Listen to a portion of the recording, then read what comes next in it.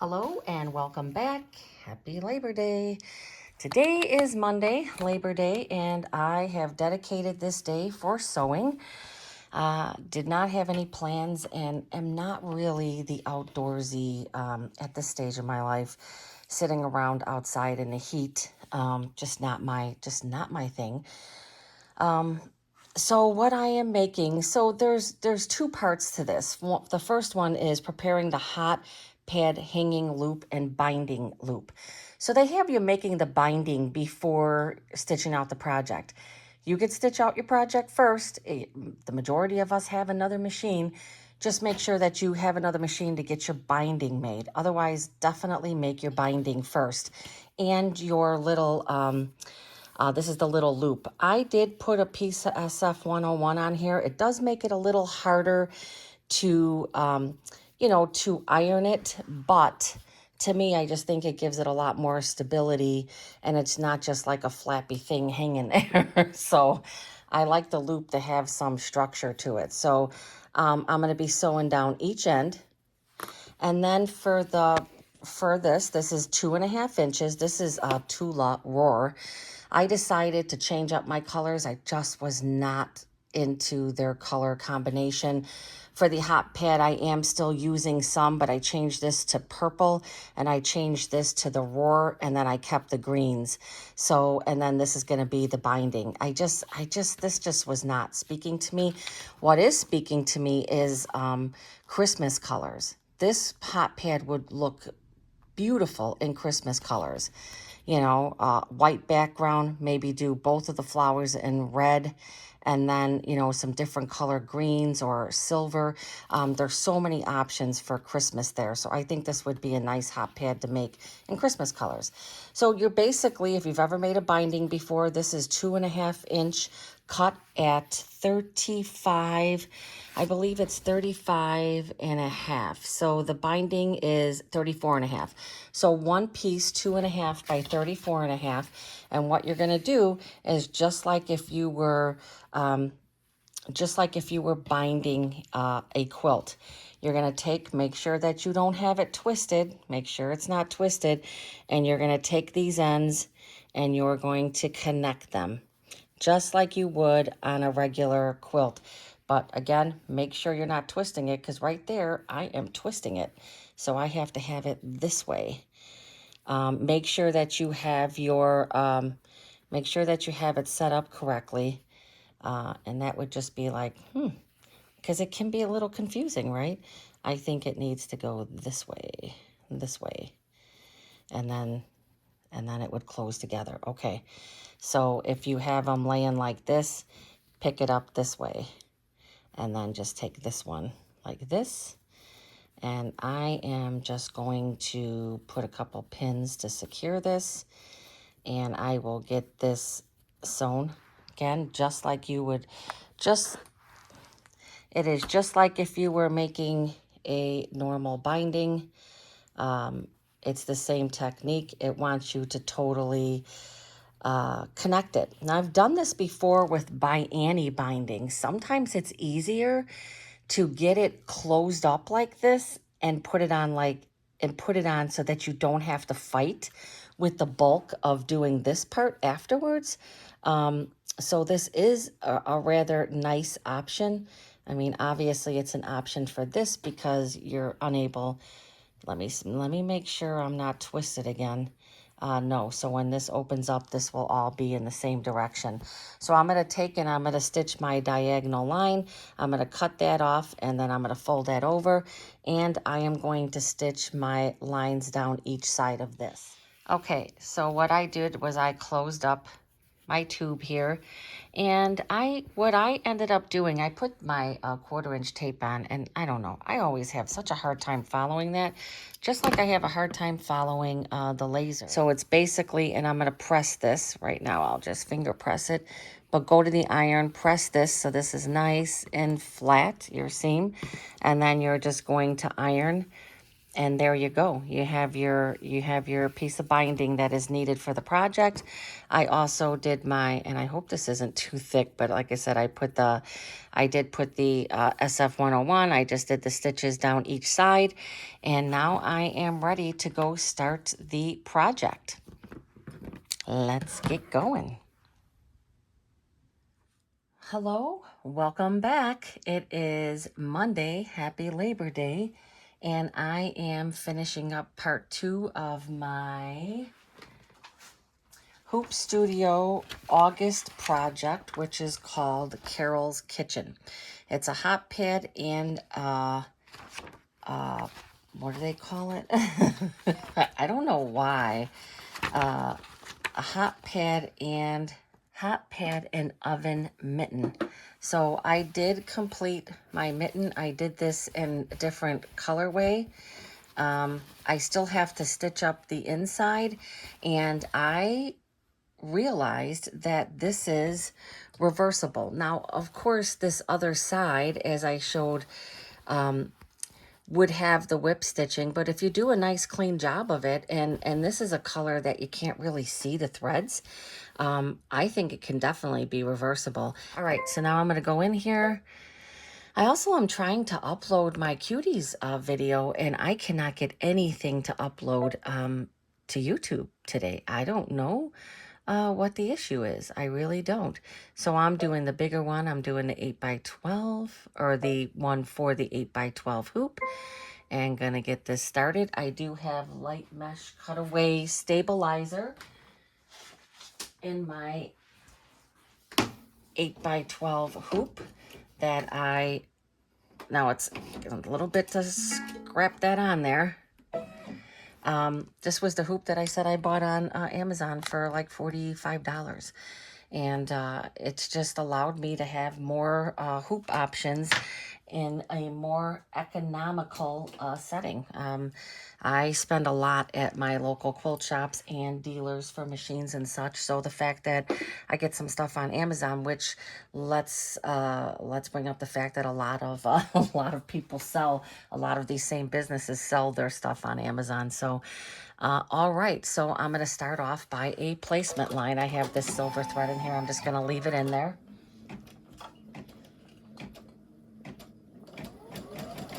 I was not a fan of this project. I almost skipped over it. And when I was first doing the mitt, I was like a little not into it. I was like, ugh. And wasn't even going to stitch this. I wasn't even going to record this and post it. I just felt like I wasn't going to have enough enthusiasm about the project. And I have to say that my mind has been changed after stitching this first part. Now let me, I already showed that I did the binding and I did my little loop. So let me just read these instructions and not assume. So I loaded the design. I have my fusible backing on all of my pieces. I did my light mesh cutaway, loaded my embroidery design. I stitched the batting placement line, placed it in. See, I almost did the same thing. So it says stitch the batting placement line, place the insulated batting shiny side up. See, with the other one, I put batting and the Insul-Bright. I wonder if insulated batting shiny side up. Let me read this. So I read through here just because I wanted to make sure, because I have made a lot of mistakes on the first one. So this one apparently doesn't, it doesn't call for batting. It only calls for the insulated, the Insul-Bright. So let me grab that. Okay, so it says to, now this hoop is a little hard to pull off. I said when you first get a new hoop, there's challenges with that. So let me get this. Okay. You have to like slow it down when you're doing this Insul-Bright. I noticed that it was shifting a lot with the other piece. So I'm going to turn, I've got my speed down to 700. So I don't need very, very, that's why I have one piece of Insul Bright left, because that's going to be for the other mitt. But the mitts, the oven mitts did call for batting and Insul Bright because there's two different things that you're stitching. So that makes sense. All right, so now I did turn down my, why is it going in the middle? Oh, because I didn't push my hoop back. See how I'm, this one is really, really rough. Really rough. All right. Oh, I'm going to get this tacked down.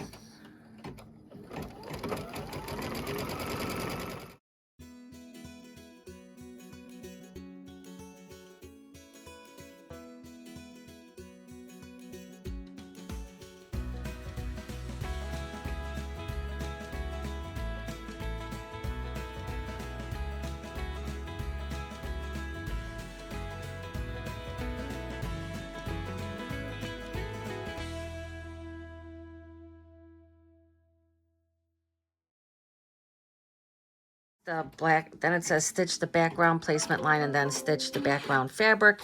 And then it's going to go to all of these pieces. So I'm going to probably time lapse through that just because I don't want to take up a bunch of time, you know, with something you're probably going to skip over anyway. All right, let me get this trimmed away. The background fabric is going to be this really nice beigey, yellow beige background. So I'm just going to try to find a nice blending one. I kind of like that, but I think that I have one that's a little lighter. Let's see, that's the same color. Maybe this one? That's too yellow, I think. I don't know. I'm going to find the color. I like the quilting to show. I just don't want it to overtake it. So I kind of think this lighter one is good. I don't know if I announced this on my other video. Hemingworth is going away. This has become one of my most favorite threads. I love it. And the only place that I ever found it was my girlfriend's quilt shop. And they announced that they are no longer going to be carrying it because the company, something about the company sold or something, and they're no longer going to be selling this product in the US. So, very sad about that. All right, let me load my thread. I think this color is going to be a nice complement, and it's called Maize. It's called Maize, and it's going to be very nice.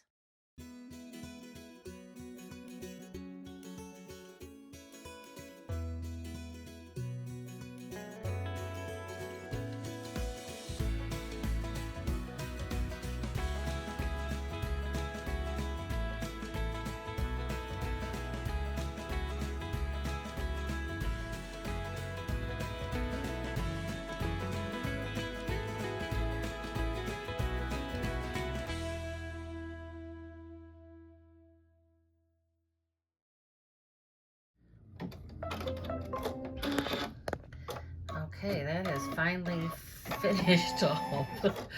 There's no way but time lapse that could be done. And just to give the stats, this is 22,282 stitches. It's a 38-minute stitch out, and there's 33 steps. We are now on step 6 of 33, and I am not sure what this is showing. It's just stitch the flower 1 stem fills. Oh, flower 1 stem fills. I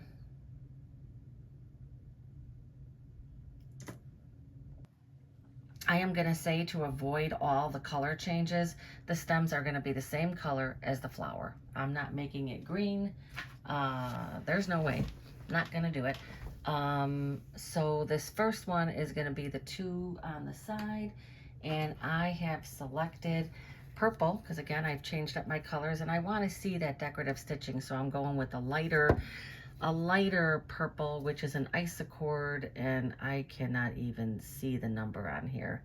It's kind of like went away. So it's just like a nice light, like a lavender, I think. I don't know. All right, let me get this changed up. Stated all of this I'm going to do time lapse now. I may or may not. I mean, obviously if you're watching it, I included it. It all depends on how long it takes, but I'm going to do all the rest of this in time lapse. So my stems, I'm going to match the same color of the thread I'm using so that I don't have to do as many color changes. And so I am going to get started now and stitch a little bit, and then I am going to go into time lapse. It seems like the stitching is like really rough, and I wonder if it's because of the pencil bright, you know, kind of gives it like a little roughness.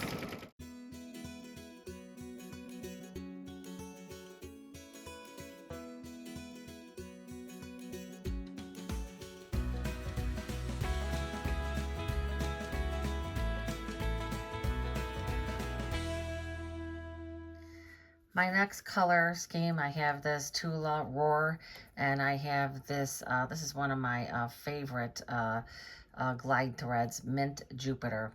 And that's what I'm going to use for the next set of flowers.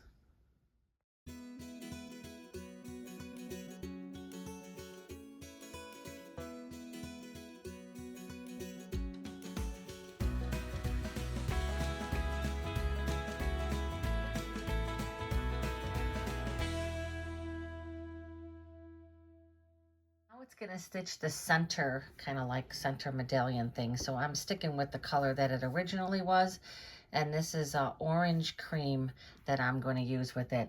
I will say, I don't know if it's because of the Insel Bright. It seems like it's a real rough stitch. I mean, it's coming out beautiful, but the quilting itself just seems rough. And I think it's because it has to go through that Insel Bright. That's just my thought.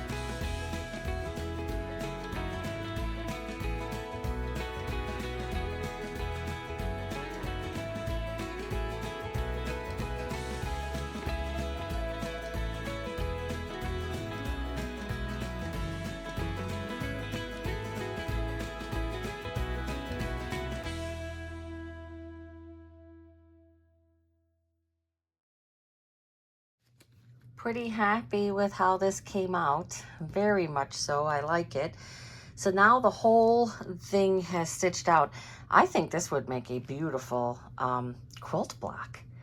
Maybe stitch out 4 of these and make a, you know, I would stop right here, sew them together, and make a nice beautiful wall hanging. Or there's a lot you can do with this. Make a nice little table runner, do a couple of these together, and then maybe put some bindings. This is nice. I will say that it's a very rough stitch out, very rough. It's got that decorative stitch, and it just kind of pounds. And then this was thicker, and then you got the Insel Bright under there, and I just kind of feel like it was just a rough stitch out. Beautiful. Came out absolutely beautiful. I like the color changes I made. So this is my back fabric. I have SF101, and that is 9x9. And now the next step is turning the hoop to the back very carefully. Stitched out really nice back-wise. And then it says you're putting this face side up, because remember, this is going to be face side up, and going to tape it in place. This, then I'm going to take it back to the machine. It's going to do a placement line.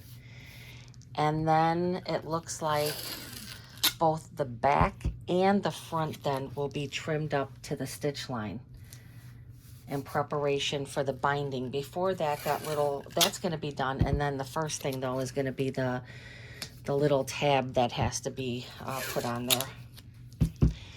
Let me finish getting this on here, and we'll go back to the machine. Okay, it's just going to do the tack down. I just put that neutral yellow back in there.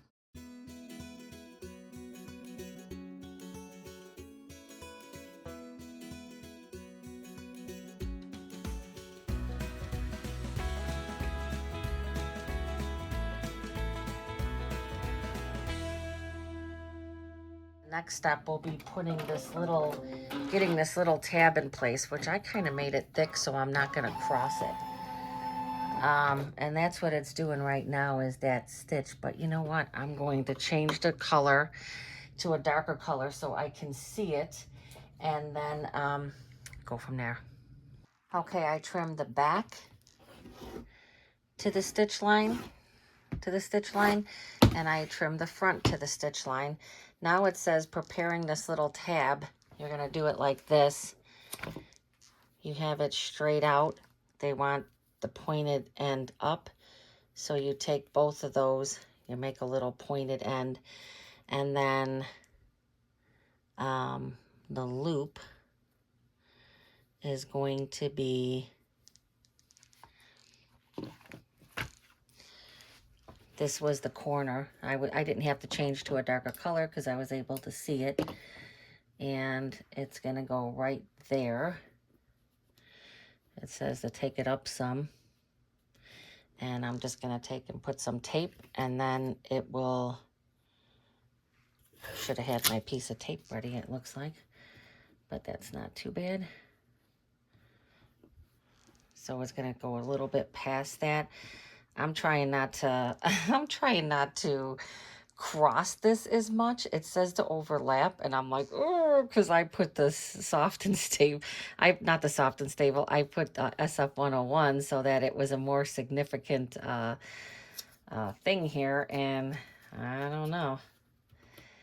That might be really, really thick, so I'm going to really slow my machine down and hope I don't break a needle on that one. So putting the SF101 on there may not have been a great idea, but I just hate when you make those tabs and they just like, they're so chintzy that they fall apart on you. Okay, so I've got that taped in place. And then I'm just going to stitch that line, and it's going to stitch it in place. And then the instructions come for the binding. And there's two, let me see, one, two, three, 4 pages. And so I'm going to take a break after I stitch this. Hope that I don't break a needle. I'm going to take this, I'm going to get this stitched, and then I really think this is beautiful. Again, a rough stitch out, but beautiful. Let me take it to the machine. Cross my fingers that I don't break a needle. What I'm going to do is I'm going to use that,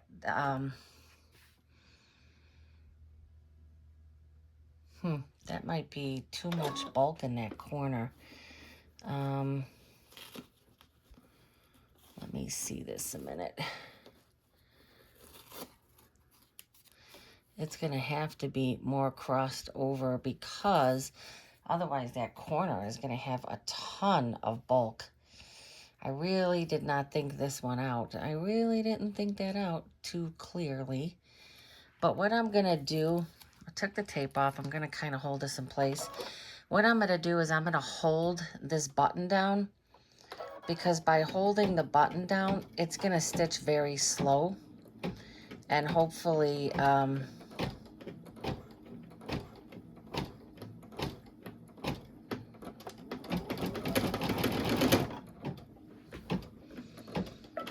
all right, so that stitch line there, it says, stitch the bottom left binding stitch, remove the tape. So it wants you to put this in here like this. So this is what I did. So it says to set it up like this, and then it's going to stitch like one line right here. It's a little confusing, but it looks like it's going to have me stitch a line here, and then you kind of put it's kind of the start for putting the binding on. It also says to make sure that the connected part doesn't end up in a corner. Well, you know, that happens all the time with binding. So I decided to eliminate the little loop. I'm not putting it on there. I just feel like it's challenging enough to do this binding correctly, so I don't want to have that on there. So there's gonna do one stitch. Boy, I think there's only gonna be like 2 stitches here. So I have my binding lined up, and the open side is towards the end here, and the closed end or the folded end faces in, just like if you were putting a binding on a quilt or a table runner or a wall hanging. Same concept. So I'm going to see what this is going to do. It doesn't look like, oh,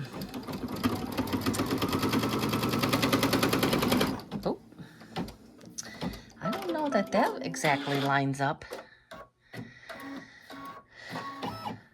Okay, so now I'm going to go over to the table and I'm going to read this and see what the next step is. Apologize if this lighting isn't great. So what it did was it stitched, well, it's actually pretty cool. It stitched the first line, it went right to the corner, and it went down. And so now that's going to, I'm going to be able to turn this. So let's see what it says to do though. Okay, so that was step number 52. Number 53, remove the hoop from the machine, rotate the hoop until the binding stitch is at the top. Until the binding stitch is at the top. Okay, so that's exactly what it says to do. Remove the hoop from the machine, rotate the hoop until the binding stitch is at the top, and it is. Now it says fold the binding at a 45-degree loop. Okay, I know how to do that. And then we're going to take it back down. We're going to fold it back down. Fold the binding loop down to create a fold in the corner of the project. The fold should align with the binding placement line. And then you're going to put a piece of tape on it. So this is basically the same concept. If you have done bindings before, I like to kind of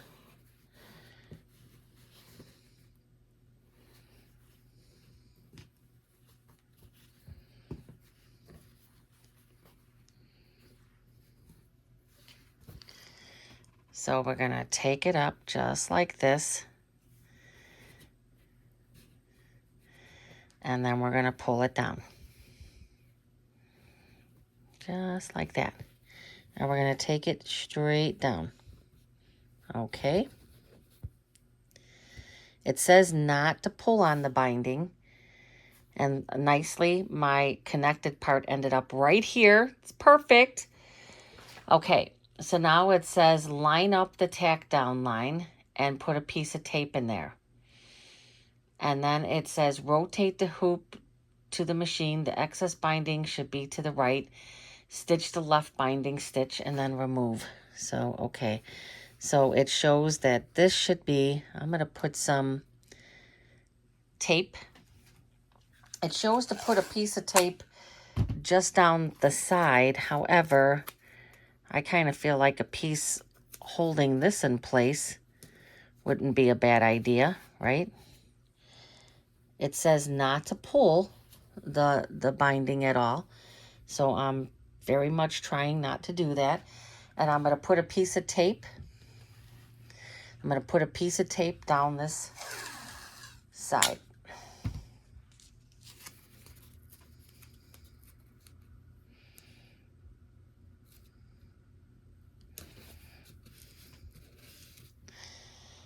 Okay.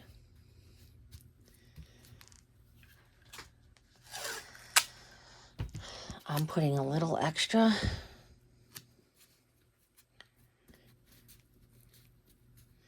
Okay. Now what does it say?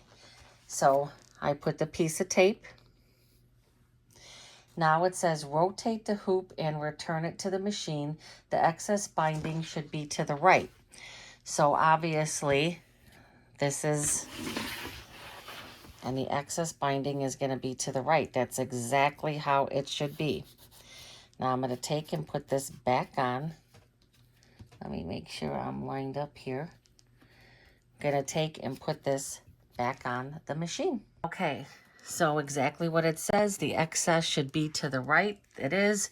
It is now going to do a stitch all the way up the left side. And here we go.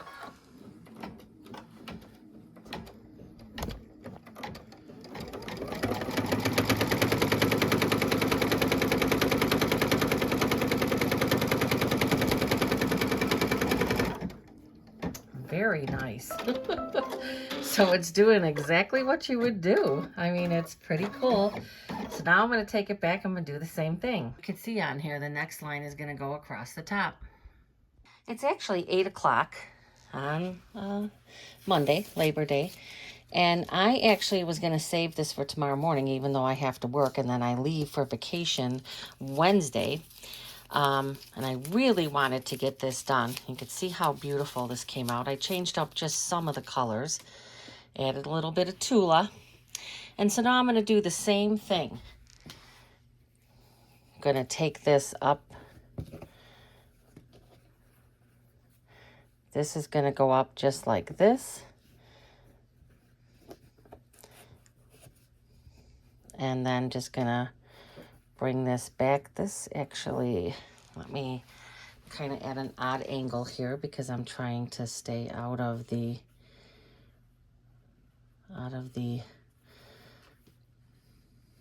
so that's going to go up like that and then back down, and it's going to go like this, but that looks like that should be more tucked. So let me see. All right, that's correct right there. And so I'm going to do the same thing. I feel like taping that the corner piece. It doesn't show to do that, but I kind of feel like that helps some because this corner piece wants to pop up. It shows just taping it down the side. Again, it states not to pull on the binding, not to stretch the binding, because the binding was set up to be the perfect size to go all the way around. Put my tape on.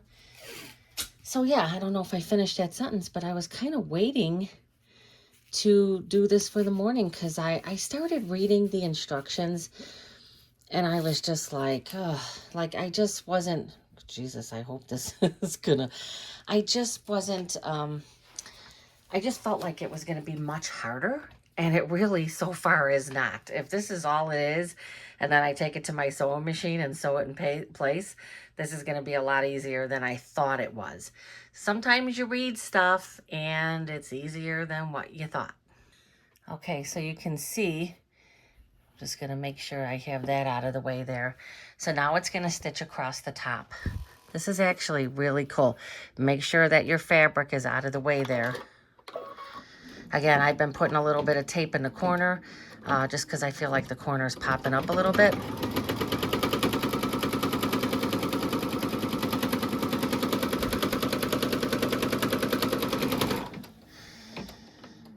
If this all works out, they actually did a great job with this. Really did some nice measurements. Okay, now I am going to go and I'm going to do the same thing on this last side. Or there's this side and then back to here. Okay, so I just did the stitch across the top. And now I'm going to do the same thing.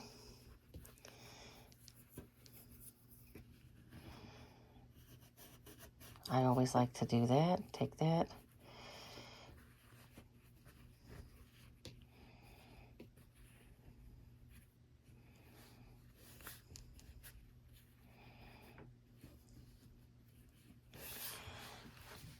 Just want to make sure that I'm doing this correctly here.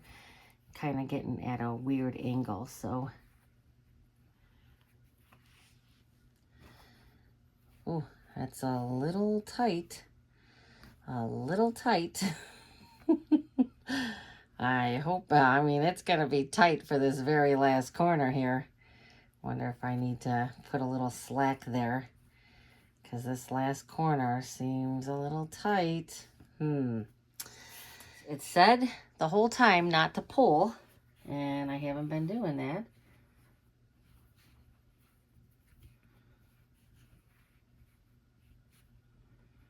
Just make sure, maybe have enough. I think when it comes down to it, it's going to be just enough. I mean, the measurements have to be pretty close, because if they weren't, you know, there's going to be like just enough here, and then it's going to go like this. It is going to make it, but I mean, I'm impressed. I am impressed. It's just going to be a matter of keeping that out of that way. Let me get my piece of tape.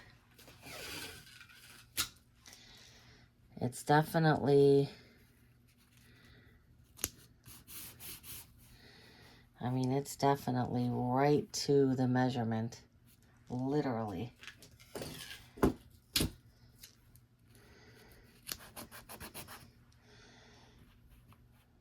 Make sure it doesn't, and you're gonna see it's just gonna, it's going to fit. How is that? All right, gonna take it back to the machine, and it's going to do this other stitch, and then it will be one more stitch down at the bottom here. Looking really good, really good. Okay, back at the machine, and it's gonna go down this side now.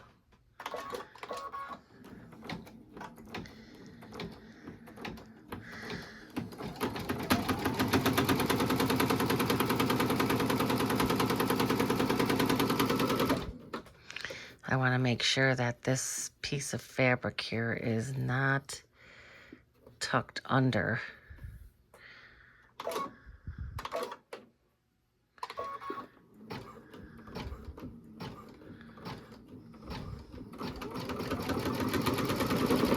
All right.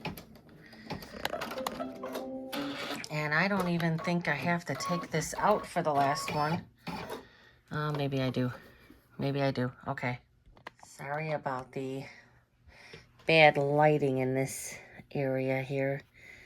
So this one is going to be, gonna have to like just kind of tuck it under there. There's not enough to pull it up, and hopefully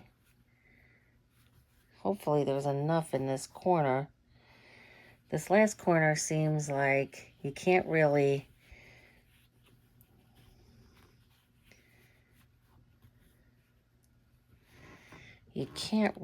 get that really good. I'm not sure if that last corner is gonna be really good or not. It's gonna be a little rough. I think this one I might have had two. No, they're all like that. So this very last corner, it just seems like there's a bit less of a corner here, but nonetheless, it's still gonna be good. It's still gonna be mitered.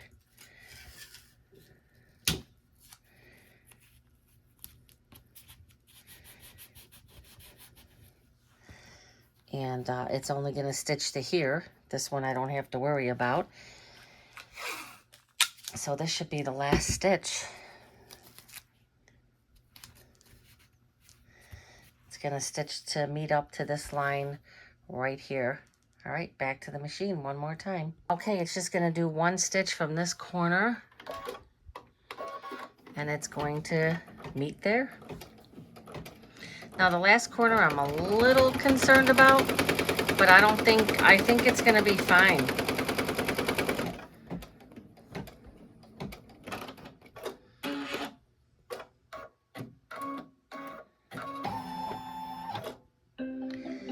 All right, it is done. So what I'm gonna do is I'm gonna take this to a better lighted area, and we're gonna check it out, and then I am going to get it stitched on my machine. All right, I came to a much better lighted area and decided I'm gonna use my trimmer by George. It's the 3.0. This is from Hoop Sisters, and I love this for getting batting. Now, getting the stabilizer away. Now, I don't necessarily have to use it for this one, but it has this ledge here. See that ledge? See that ledge? And it allows me to tuck that ledge up right there and then just turn it down. And so this way then I'm gonna be able to trim this batting as close as possible to this. As close as possible. I'm still being a little, there's a little extra there, and it's because I'm being a little more cautious because I do not want to cut into my binding. But I want to get as much of this out of the way. So again, for this project, this isn't mandatory, but when you're trying to get the, when you make your regular blocks and you're trying to get all of your stabilizer away as close as possible to your batting, this ruler is a game changer for that. So I'm just gonna get the rest of this. Make sure I don't have the tip of that. All right, so I got all of that removed. Now we're gonna see, I think there might be one kind of wonky corner, and I think it's gonna be the very last corner. So far they're all looking pretty good. Well, I think it would be okay. Look at that. I think the mitered corners are gonna be good. Is this not beautiful? Did I not select gorgeous colors? I just put this on the back. And I did put SF 101 on there. I was gonna put more of the Tula, but I was like, I don't like putting Tula on the back. So pretty impressed with this. You know, every single time I say to myself, you know, I don't want to get the Hoop Studio anymore. I'm going to cancel it. Then they have projects like this that I didn't even think I was going to like, and then I am just totally in love with them. I'm just going to go and I'm going to take and just press this binding over a bit. Sorry that this is crooked. I don't know what is happening here. Let me make that a little smaller. I'll be right back. Pressing it with an iron is not really required. So I'm going to take and just put my clips, and we're just going to see how good this actually is. Got my mitered corner there. I tend to do this. This is how I tend to clip for smaller projects. I kind of take that inside part. And I think, well, this is to the back, so I don't have to use that binding foot. This side right here seems like it's a little tighter, a little farther from that line. That's okay. I mean, mitered corners are really nice. Now, a lot of times I like to see what way is it gonna sit better. Is it gonna sit that way better? I think it's that way. And now we're gonna put this here.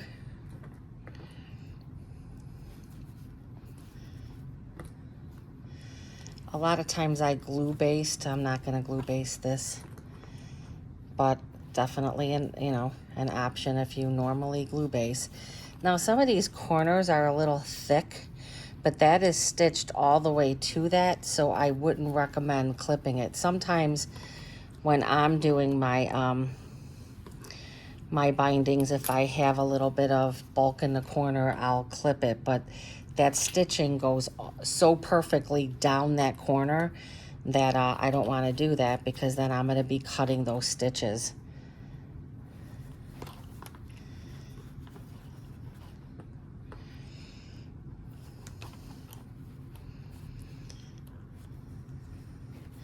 This might have been the very last corner that I said I kind of felt like there just wasn't enough material there. This is the corner.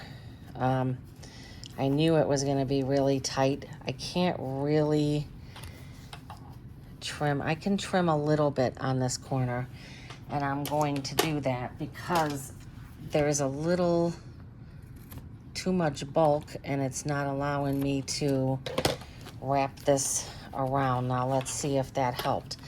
That should have helped and it did. So you just kind of go and take out this extra. Put this way. Oh, that clip is broke. Never had that happen. It looks like that's the end of my clips. So they're in the other room. So I'm just gonna end the clipping there, but I'm gonna take one of these clips and put it in this corner. So then what I'm gonna do is I'm gonna stitch in the ditch. So I will show that. I got my correct foot on, gonna stitch in the ditch, and this is gonna be done. How wonderful is that? Let me find my stiletto. I always like to use my stiletto when I am stitching in the ditch there. Hold on. All right, I found a few more clips in the other room, and I have a whole other container of these clips.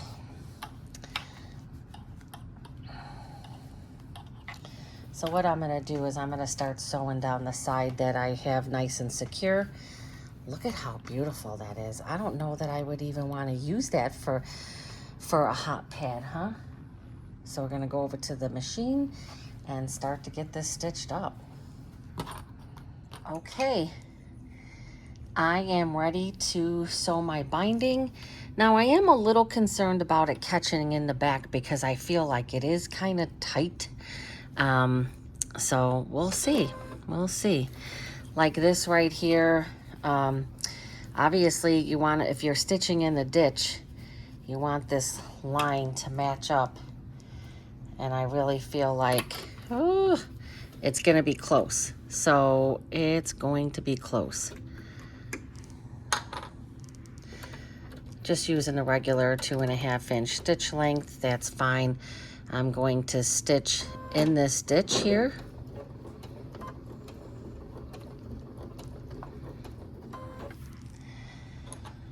And that is the plan. Just stitching in this stitch and hoping that I'm catching it on the other side.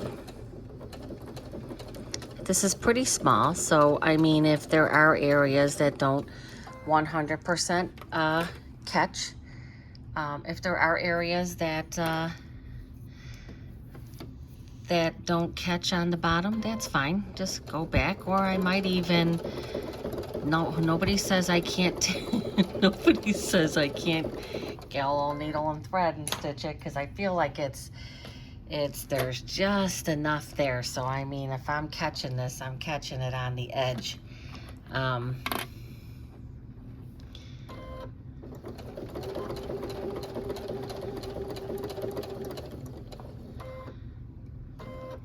I always like to take an extra and then go back. Now I need to go forward one, and that automatically pivots. I am set up perfectly, and let's look. Ooh, just what I said, it is just barely catching. Looks like the front, looks like I started there barely catching it, but I'm catching it, so that is good. That is what I want. That's why I'm trying to stay a little more in the line. Even if that stitch is on my binding, I'm okay with that. Did I say that it is still Memorial Day? It is 9:10 at night.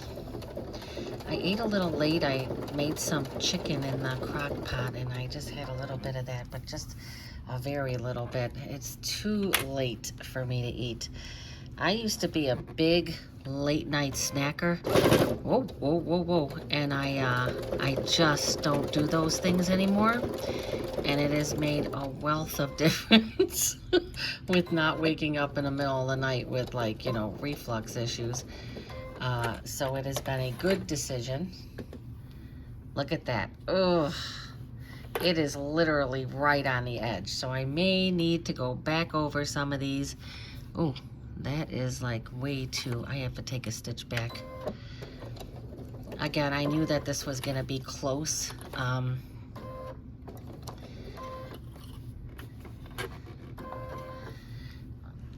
Just trying to, usually I kind of do a little something like that, just kind of making sure that it's,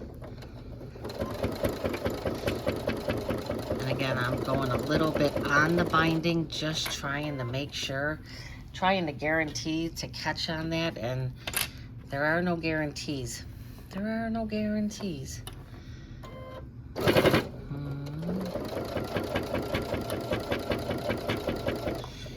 always start out with my stiletto and then I abandon it.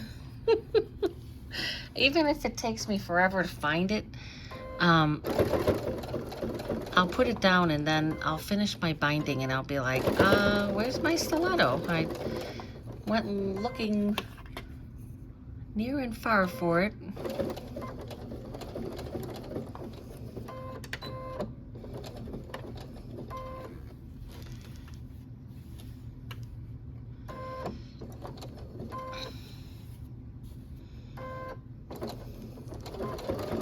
Again, I'm trying to stay a little bit inside of that stitching in the ditch. You can see my stitches are sitting a little bit. They're sitting a little bit on my binding, and that's just trying to make sure this corner right here is going to be a really tight corner too. And I'm just trying to make sure that I'm going to hit these points, because it's tough. I'm gonna wait to realign that.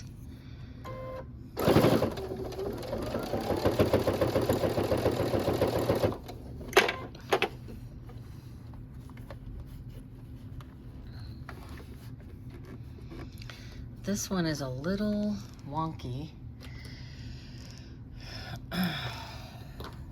This one right here, this might have been the one that I knew was gonna be some issues. And as this is going, this is kind of sliding away from me. And that's why I tend to take those extra stitches, because to me it just kind of helps smooth those down. I can see right there that might not catch. This is the reason why, like I said, I'm stitching a bit on the binding and not directly in the seam, because I know that it's barely catching. And I don't think there's anything wrong with doing that, especially for smaller projects like this. And go back.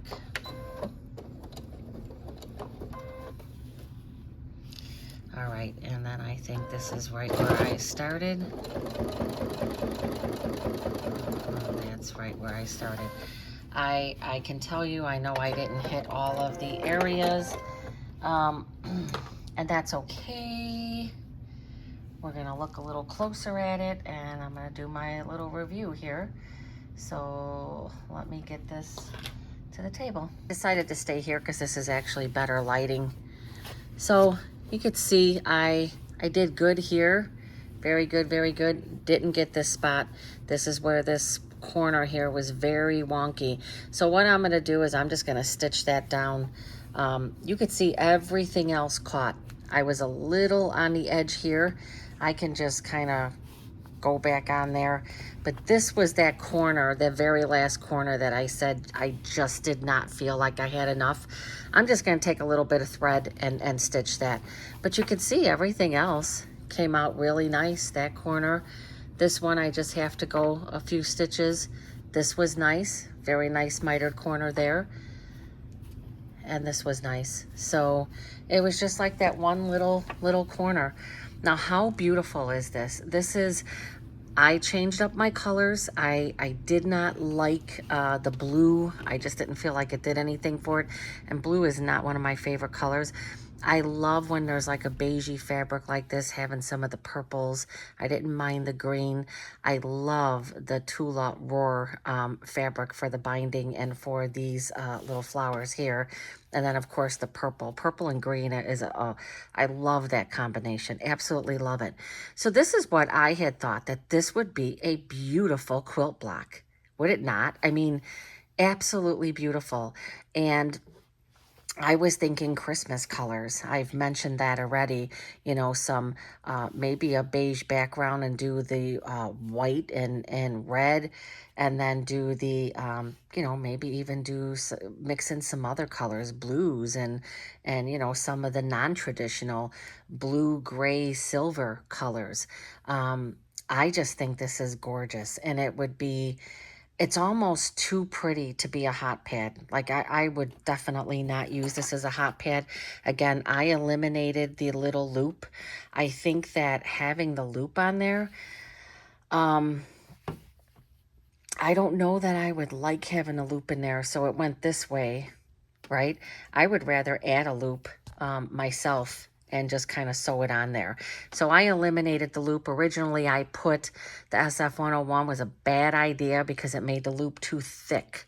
So, but I just like leaving it out. I'd rather put a little thing and maybe put like a little ring thing, more so than a you know, a fabric loop. But I am just in awe with these colors. I absolutely love it. Um, so it is, I'll be able to get this posted for tomorrow. I'm going to get the video edited. I really wanted to put both of these in one video. I like to keep them together. It was just going to be way too long. And, you know, the likelihood of people watching your videos and let alone watch a 2-hour video is slim to none. So I really ended up, you know, feeling like, okay, they have to be split up. Next month is going to be more of the Halloween houses, and I'm looking forward to that. But let me know what you think about my color choices. Chance to change up some of these colors. I am absolutely in love with this one. I'm sad that I don't have these colors. Again, I do have these other ones, and I can definitely find more to make similar blocks. I think that if you did 3 across, and then 3 down of these blocks would just be a beautiful, stunning wall hanging. All your background quilting is there. All this is here. You would just have to stitch them together and then put a backing, maybe stitch in the ditch, or do the, what do you do? Like the binding, close it up with the bindings. And there you go. So thank you so much for watching the video. I hope you enjoyed it. I hope you like the colors I selected. I challenge anybody out there that's making this. You know, I know people do this. I see the embroidery website on Facebook. People do great jobs with this. As a matter of fact, I have not been on Facebook very much.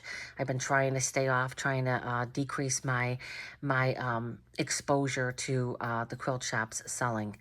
And so I haven't been on there as much, but I think I'll go on the Kimberbell embroidery site and see what everybody's been doing on there. So again, thank you, and I hope you enjoyed this. Now you can see these definitely they definitely do not match. So I'm probably going to do one of these with maybe some of the Tula Roar and try to match it up a little bit more, a little better, but these were my practice stitch outs. Definitely would do this project again. Please like and subscribe. Please come back soon. I have some more Halloween projects I'm working on and have to get some baby quilts made and need to get caught up on some of my quilts in progress because I am way behind. But I have tomorrow to get things together. I have maybe 1 or 2 more videos I'll be able to post while I'm out on vacation with my children and grandchildren. So again, I hope everybody had a great Labor Day. This will be posted on Tuesday. I hope you enjoy the video. Please like and subscribe, and please come back for more projects. Thank you.